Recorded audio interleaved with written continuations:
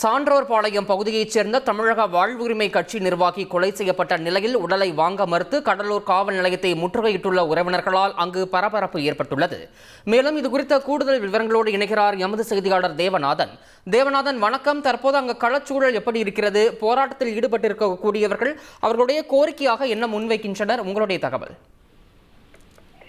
கடலூர் சான்றோர்பாளையத்தைச் சேர்ந்த தமிழக வாழ்வுரிமை கட்சி பிரதிநிதி சங்கர் என்பவர் நேற்று நள்ளிரவில் படுகொலை செய்யப்பட்டார்.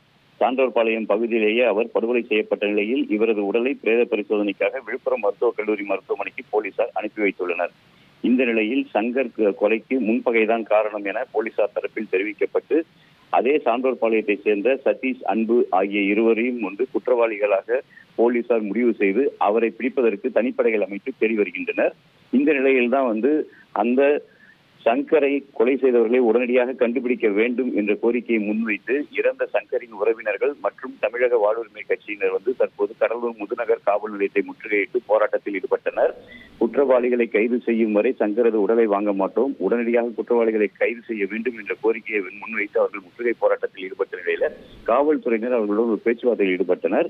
நாளைக்குள் குற்றவாளிகள் கண்டிப்பாக கைது செய்யப்படுவார்கள். அவர்கள் இருக்கும் இடம் தெரிந்துவிட்டது. அவர்களை பிடிப்பதற்காக தனிப்படையினர் சென்றுள்ளார்கள்.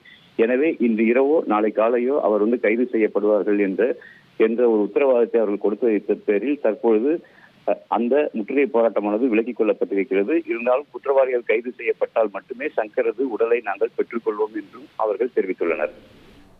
தகவல்களுக்கு நன்றி தேவநாதன். செய்திகளை உடனுக்குடன் தெரிந்து கொள்ள உடனே சப்ஸ்கிரைப் பண்ணுங்க.